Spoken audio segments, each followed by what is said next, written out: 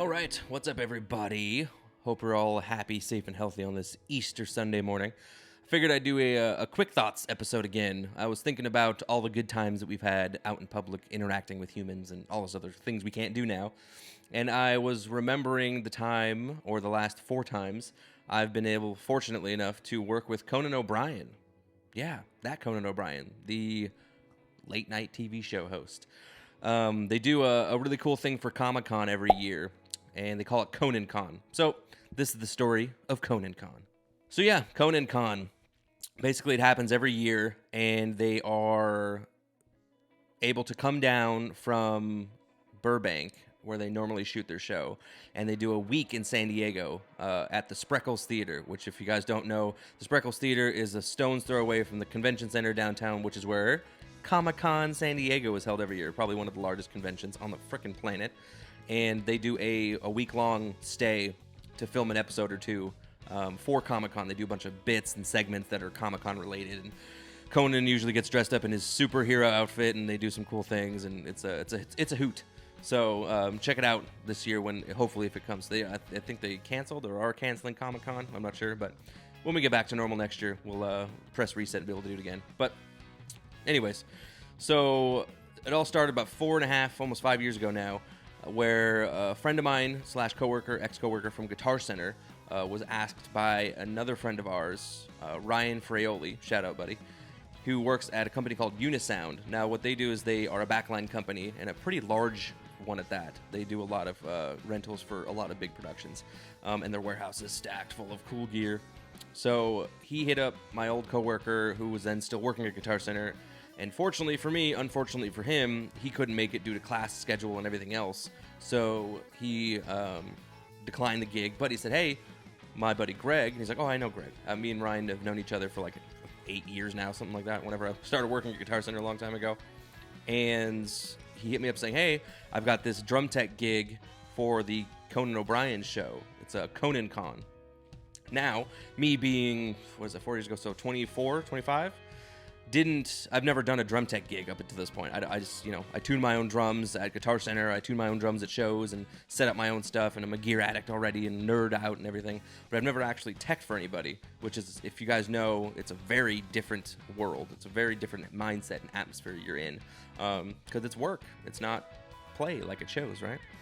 So I was like, yeah, I've never done it before. I was kind of excited talking to my wife. I was like, I should probably do it. And he's like, yeah, it'd be good for the resume. So, and it could have been another avenue of a career, which was pretty cool too. So I graciously agree and thank him for offering the gig. And so that takes us to July, I think 15, 16, 17, or 18. It's one of those days they do every year. So what happens is the crew comes from Burbank, and they come down from Burbank, and they set up for a week. Because it takes a lot to build the set. It takes a lot to build all the extraneous things to do for all the bits that they're doing, all the pieces, and they have to set up the telecommunications trucks. The audio setup is insane. But yeah, so that day I go down to the Spreckles Theater at 8 in the morning, and like I said, up until this point, I've never done a tech gig, so I'm not even sure what I'm getting myself into, like what I'm expected to do. Am I just tuning drums, or am I sound checking in front of the whole crew? Like, I don't know. So I was able to freak myself out quite a bit while running down there. But I come with a backpack full of some gloves. I come with a backpack full of some drumsticks, some a drum key or two, and that's kind of all I brought. Maybe some moon gels, because I don't know what the deal is with where he likes his tone. That's the drummer. And so, anyways, I get passed off as I get down there. I'm in contact with a guy named Skills. Yes, Skills. I don't know if that's not his real name. I don't know his real name, but he's a really rad dude. He's a stage manager and band manager for Conan. He's been doing it since they were in New York City all those years ago, and he's been doing it for a long time. So basically, I meet up with him, and he takes me in. He's like, all right, here's what we're doing, and literally just jumps right in. Kind of shows me where all the drum cases are. So, and at this point, like I said, I don't know what I'm expected to do. So we get to talking about a bit, and I didn't even think about it, but they have to practice before the gig, right? Before they tape and everything. So I have to go upstairs, and at this point, all of the Unisound gear is dropped off and accepted and up where it needs to be. Now, they loan a practice kit. It was a DW rat finish ply in the black Mira. which is really, really cool. Super big sizes. And so that's their practice kit up in their practice room. And I'll be putting pictures around here. So I'll put a picture up here, what it looks like in their practice room, a couple of them. So I get up to the practice room, get out all the stuff, all the hardware, all the drums, and he's like, you know what, just tune it, make sure it sounds good, set it up. It's really kind of a quick thing because it's just a rehearsal. Now, what's crazy is because it's old downtown San Diego, the buildings don't have normal windows because they're from like really old, like 60s, 70s, 80s, whatever. And the windows are like 5-6 feet wide, and it's one wooden pane, and it's like it's all the way open, right? So I'm looking into downtown from 5 stories up, and I'm like, this is kind of crazy. So I'm setting up the drum kit, and I'm noodling around a bit, and then I get that set up, and I was like, okay, I think it's good. And he's like, yeah, that looks fine. And for all you gear nerds like myself, it was a treasure trove of cool things. Again, I'll be posting picture. So I found a rack full of guitars, and here's a picture of the drum kit that I was tuning, the Black Mirror DW. And from there, I went back downstairs to set up the stage kit. Now, this is probably the most beautiful drum kit I've ever seen in my life. It's a DW, a custom kit made specifically for the show, specifically for James, in this crazy, like lavender to natural fade.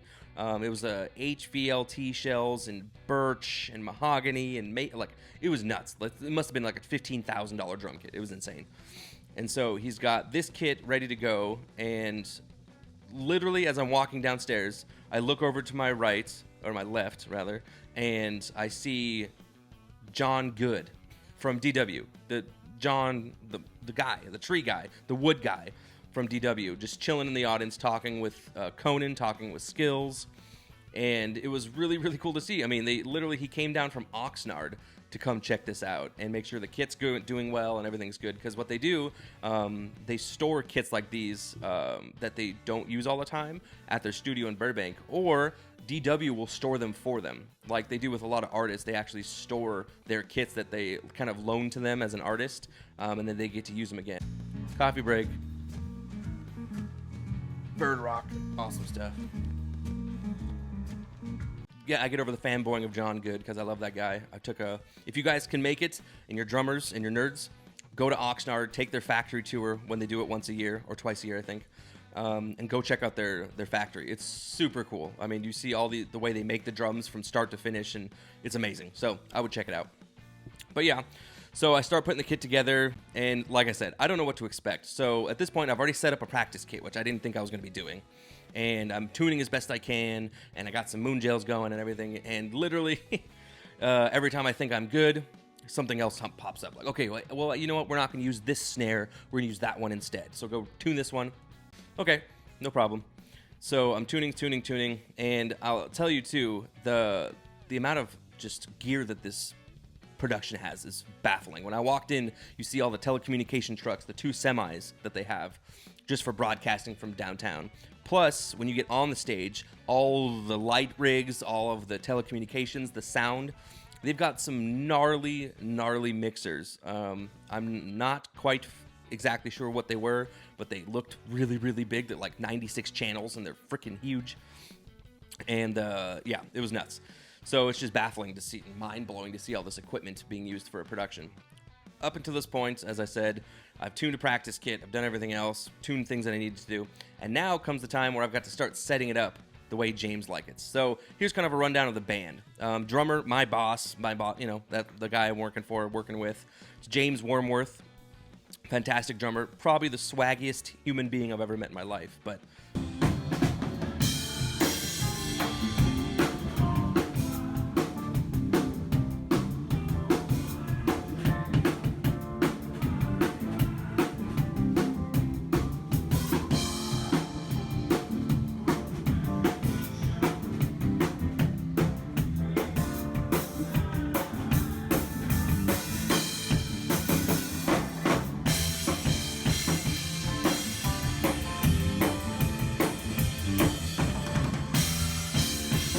dude's amazing. Mike is the bass player. He's a rad guy. He's very, very cool and down to earth. They've got some pretty amazing Foderas that he uses, and he uses Aguilar Tone Hammer series pedals, the Tone Hammer amps, like custom 112, 212 cabinets, the whole 9 yards. It's pretty awesome.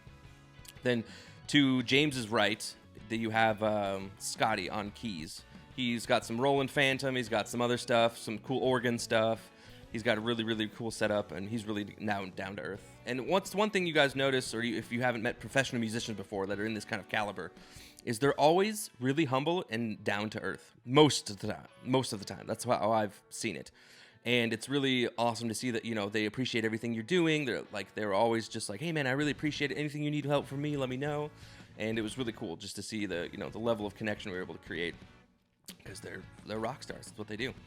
So then you got the band leader, Jimmy Vivino. That guy is also a swag master. He's awesome. Shout out to Jimmy. So it's Jimmy Vivino is the main guitarist / band leader. So you'll see on the Conan show, the way it used to be is before they went to the stripped down version, that they'd interact back and forth, and they kick off the show's theme and everything else. So it was really cool getting to meet those guys. And then you got the whole horn section, and then Skills, the stage manager, who's kind of making sure everything runs smoothly. So up until I met all the band, I've been basically tuning drum heads. Now, I had to change drum heads. I'll show you a lot. Like, I had to do tops and bottoms. So that's 2 heads per drum. There were 6 drums, so it was 1 rack, 2 floors, and that was basically it. But it had kick, front, and back and everything, so it was kind of crazy. But yeah, so tuned all the heads, everything else is pretty crazy. So yeah, did a bunch of stuff, tuned a bunch of drums, met a bunch of cool people. Got to stay for the show one of the years, which is cool. So they interview like the cast of Game of Thrones one year, and they've got a whole bunch of actors and actresses and stuff on the show. I mean, it's the whole thing. They do bits, they do people flying in from overhead, and they cut to cameras, and it's a pretty miraculous production. But basically, I was in over my head. I thought I was going to be doing a lot less than I did, but ended up doing like a 14-hour day, keeping myself sweaty and entertained and busy the whole time, and it was a very rewarding experience. And such, I've been invited back 3 other times. They ask for me specifically now, and the importance I can stress of doing good work, making sure you're there to make sure things get done properly, and just having integrity and honesty really about what you're doing, because I know it's really easy to get flustered and just kind of almost fearful of like, okay, if I don't do this right, am I gone? Are they gonna fire me or whatever? But just do what you can do the best you can, and make sure they're happy, because at the end of the day, they're the ones writing the paycheck. And it's honestly, it was a pleasure to get to meet all those guys and hang out with them the last few years. So that is my story of how I got the Conan O'Brien ConanCon gig for this Quick Thoughts. So if you guys have any other questions about this stuff, feel free to drop them in the comments below. Do not forget to subscribe and follow. But I appreciate all you guys listening. And again, have a very safe and happy and healthy Easter. And we will talk to you again soon. All right, later.